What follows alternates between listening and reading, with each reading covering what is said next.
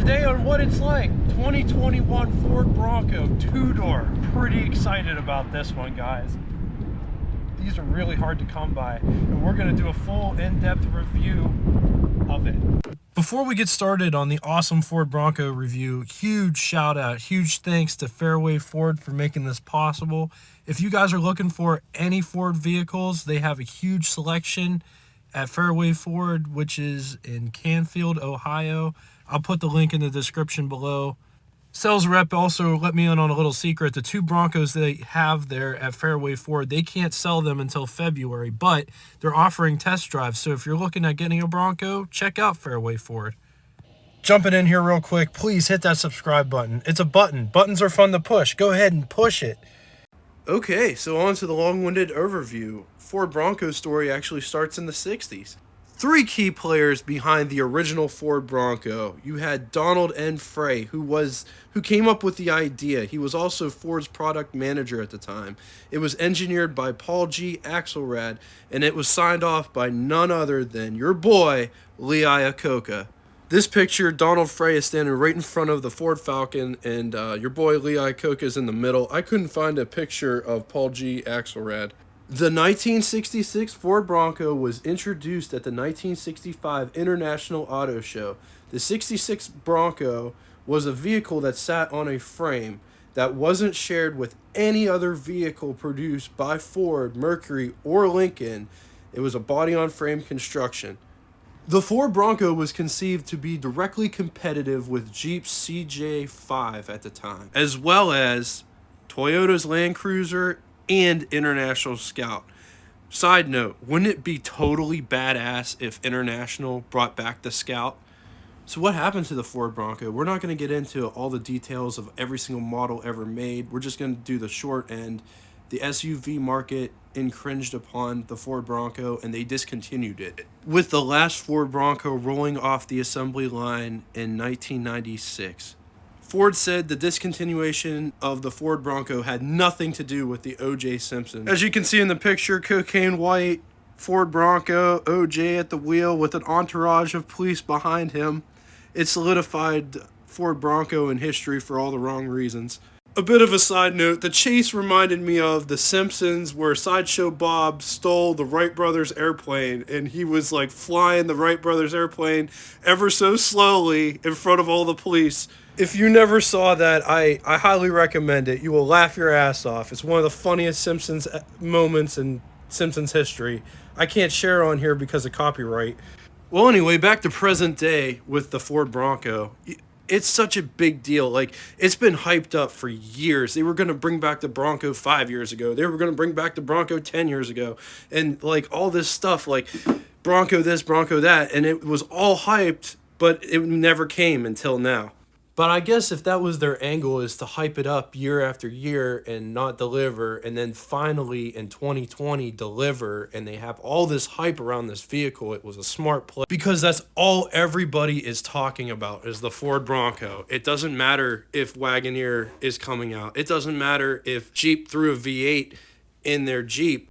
And after 25 years without the Bronco's back, baby, and it's got three different body styles. You could have the 2-door, the 4-door, or the Bronco Sport, which is a totally different vehicle.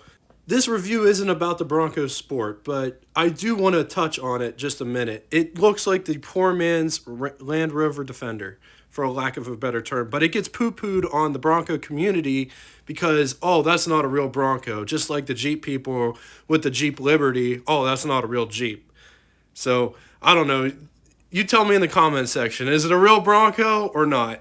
I took this next slide right from Ford's website. It shows that there's 7 models to choose from, and the Ford Bronco starts at $28,500. I'm not going to get into every single model. There's a lot of different models to choose from. There's a lot of different options you could get with each model. These vehicles are very customizable. As far as appearance packages goes, there's only 2 engine options and there's 2 transmission options, but we'll get to that later in the review. Inside the Ford Bronco, you have a door lock button that you can hit to unlock the doors if the doors are locked, or push it to lock the doors if you are walking away from it and you want the doors locked and you don't want to hit it on the key fob.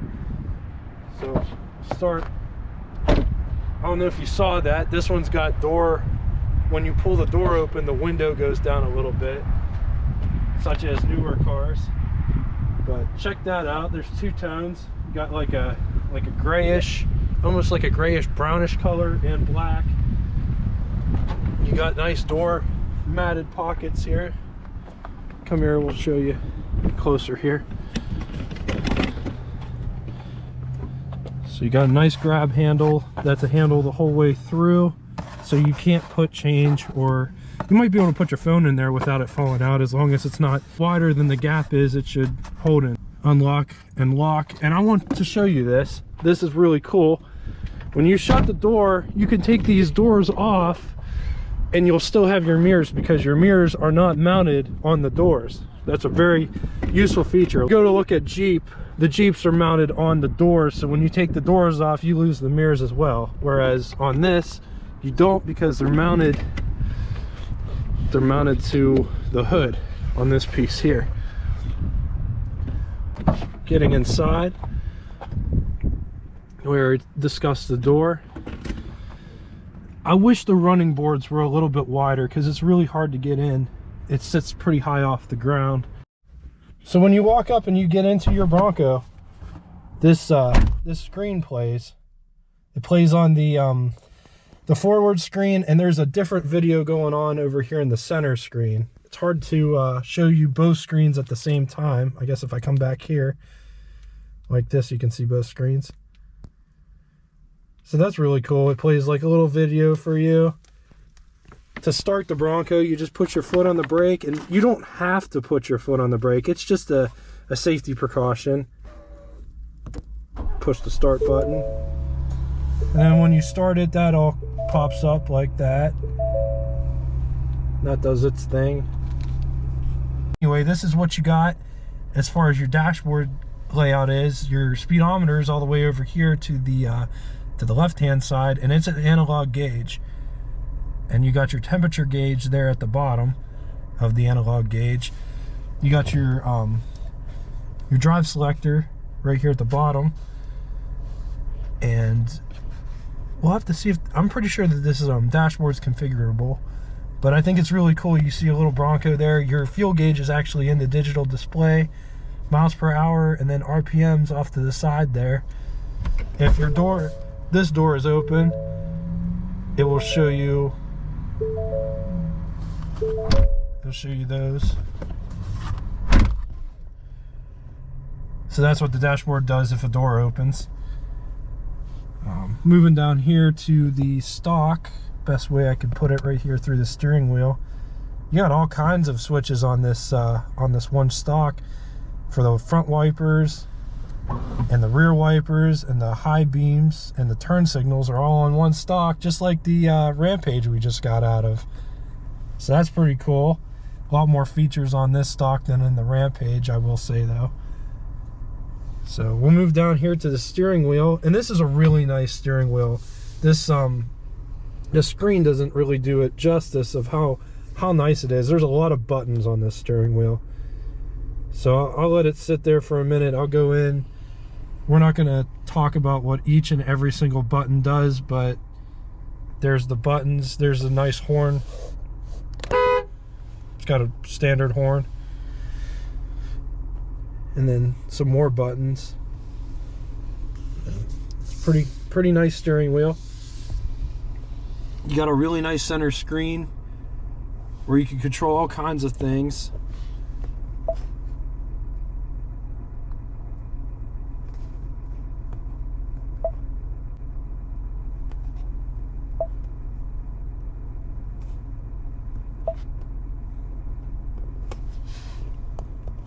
So there's that. Up here, so you could lock the front wheels, you could lock the rear wheels.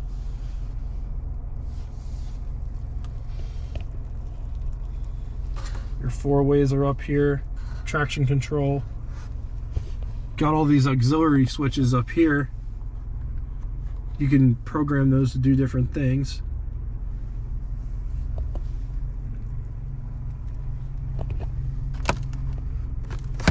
The top is totally removable, and this is how you would do it. You would we're not gonna get into removing it because it's way too cold today. But there's a latch here and there's a latch over there. There's more latches. So totally, you could take the top off. You could take the doors off. Here's what the mirror situation looks like. So you got a nice vanity style mirror with lights. And it's like a plastic material. Over here is the same situation. It's made of plastic material. And then you got some LED lights up there.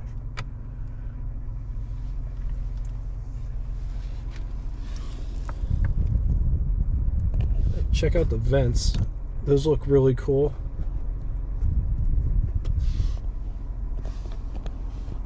Down here you have all your, this one's got dual climate control. It's got heated seats, which are really nice. These seats aren't leather either. They're like of cloth material. And I've never sat in heated seats that weren't leather. And these are really nice because they're really durable feeling. And so let's talk about these seats for a minute. Check these out. They're like two-tone. They're not leather seats. They are actually like a cloth material, but they're heated and they're really nice feeling. So if you're ever wondering, you know, I think it's actually easier to clean leather seats, so I don't know what the whole thought process was behind this, but these are really nice. Like the computer screen doesn't really do it justice, but these are really nice seats. I love the two-tone. I love the black. It almost looks like camo. Yeah, it's really nice. It's a really nice touch. There's a nice there's a really nice grab handle here for you. There's also grab handles on the side of the dashboard. They're usually up there on the A-pillar, but they put them here on the dashboard instead. It's like this on the driver's side. You got a nice handle here to get in. But, that's what the door panel looks like on that side. So this is what you got for a glove box. It's a pretty decent sized glove box you got over there. Got all your owner's manuals and what have you in there. I'll show you how to get in back here. It just opens like a refrigerator door, just like the Jeep Wrangler. It's got this like strut at the bottom, so it didn't want to come open as easily as I thought it would, but I guess it helps push it shut. And then you could open up the hatch part, but notice you can't shut this first, because if you do, you can't close it. So you have to close the hatch first.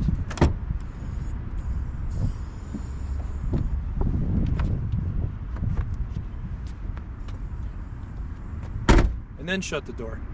But I like that it has the brake lights are back here right above the tire. That's pretty cool. These are huge tires. It's absolutely huge. You also have this underneath there. There's your jack for your spare tire, but your spare tire isn't there because your spare tire is on the back here. You got all these nice little hooks that you can hook stuff on in the back here. So you just lift up like that, the headrest folds, and then that folds down like that, and that's what you get. It doesn't get any flatter than that. So just give you an idea of how much space you have.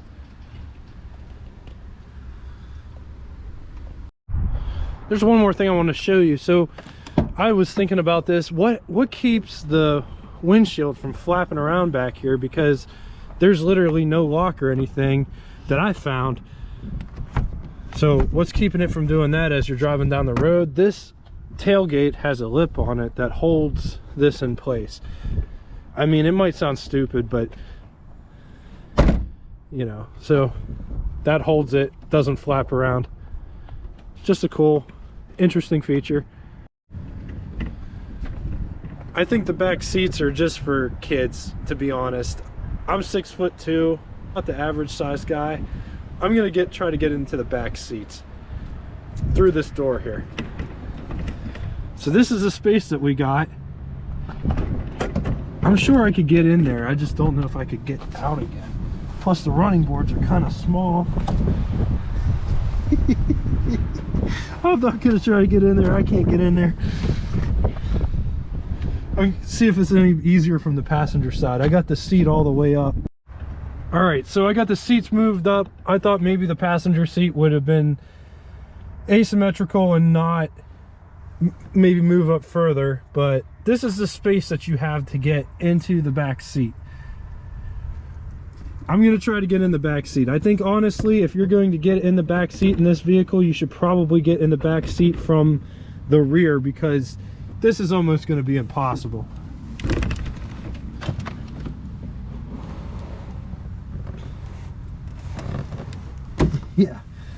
Yeah, I can't fit back there. So if you want to be in the rear, you're going to have to get into the back, which we will do. Another interesting thing, you see this part here, how it connects into here? It doesn't have window attached to it. So whenever you open the door, this part doesn't have anything attached to it. It's just kind of sticking out a little bit. It's just interesting, that's all. Take a look at this window and how it's shaped. It's really cool. This whole vehicle is cool. They're really hard to find, especially a two-door one.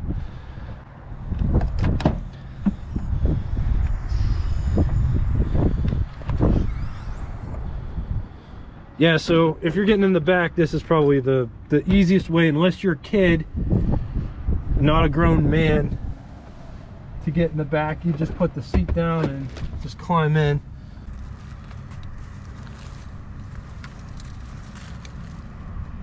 Even this is hard. Okay. This is a brand new vehicle. I'm not taking the plastic off the seats or anything, but the driver's seat is in the position that it would be in if I was driving the vehicle, and that's how much leg room the back seat occupant would have. You have a cup holder, and there's a cup holder over on this side. I didn't move the seat back on this side so I could sit in here, but there really isn't, I mean,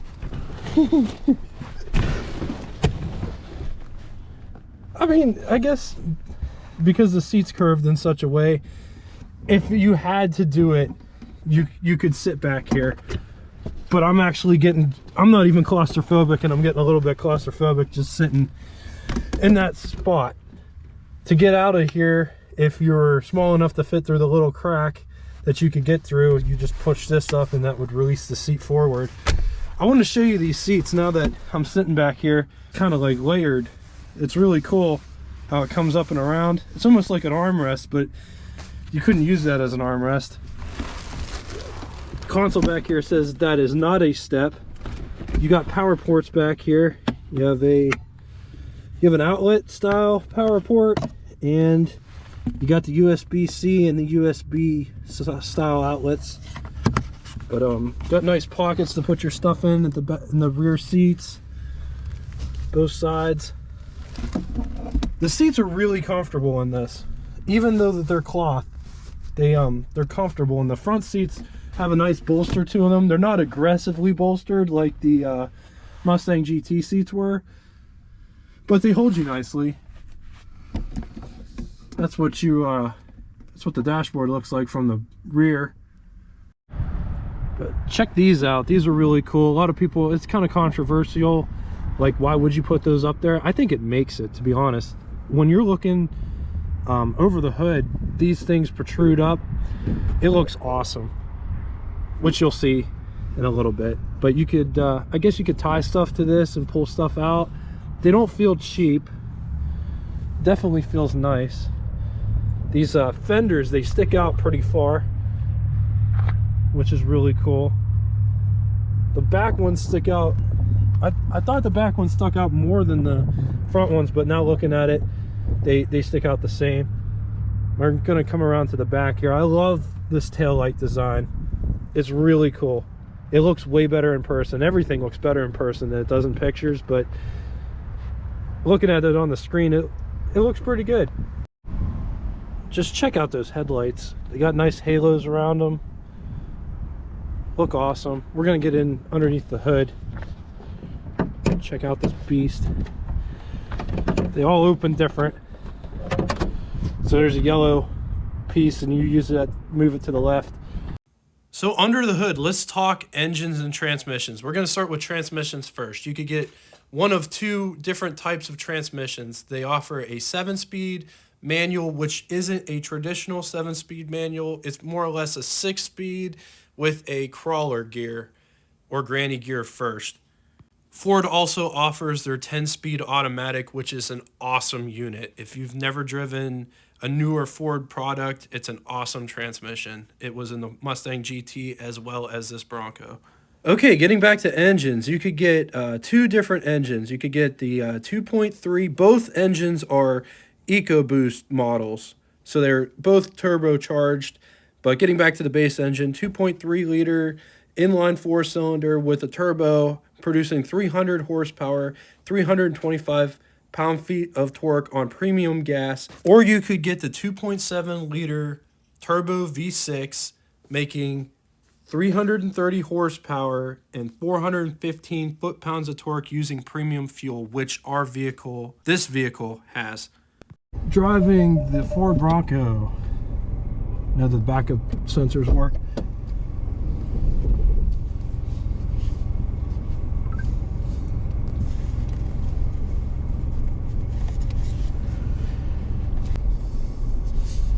I love the hood in this more than the Jeep Wrangler. I like that the sides come up. The Wrangler kind of bends, angles itself down. It lets you see the trail a little bit more, but here you see more of the hood. You kind of have a awareness of how far away stuff is. So these are all your differential locks? Yeah. Like, so you can lock the front one, lock the rear one, lock both of them. Yep, and then that's your trail lock for the turn assist.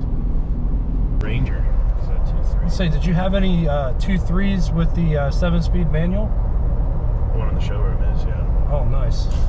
Yeah, I saw that was a stick shift. So, like, Yeah, that's the only way you can get the stick shift is by the 2.3. I didn't know if it only came in the 2-door or the 4-door, but I guess answered that question too. Yeah, you could do a stick in 2 or 4. All right, so the big question, what was it like? It was amazing. I love the 2-door one. When you drive it, when you turn it, it almost seems like it pivots. It doesn't lean, it doesn't roll, it didn't pitch back or forth whenever I was driving it. I didn't drive it for very long, but I definitely got a good feel for what kind of vehicle it was. There is far, maybe not far might be a little bit used over term, I guess, but there is less road noise than in the Jeep Wrangler. The Jeep Wrangler with the big tires, you could hear the road, you could hear the wind. You do get wind noise in the Bronco, but it's not as bad as, it's not a luxury liner. It's an off-road machine, and I mean, like, all those noises are going to kind of be there, but it's not as bad as I thought it would be. The doors are frameless, so they're lighter. The mirrors are on the cowl instead of on the door. So, like, there's way more pros to this type of off-road machine, and the hype is definitely real. Like, if you're watching this in the future, COVID's still kind of a prevalent thing. There's a chip shortage for all the automakers, and automotive companies can't meet production because of these chips.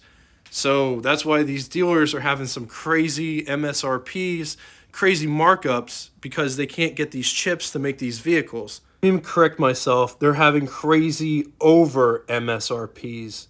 Like, some people are asking $20,000 over MSRP. And the story I got from Fairway was they can't sell any of these models until February because of the shortage, and therefore demonstration purposes. So if you want to test drive one, go to Fairway. They have two. Yeah, so anyway, my final thoughts. I thought it was an awesome vehicle. It definitely lived up to the hype that everybody's hyping this thing up to be. It was definitely cool. I'm interested to see if they throw a 302 in it in a couple years. But yeah, so that's what I thought. And thank you guys so much for watching. I really appreciate it. If you haven't already, please like, share, and subscribe. to my channel so I could get in the Facebook algorithm and continue to make excellent content. Thank you. And as always, toodaloo!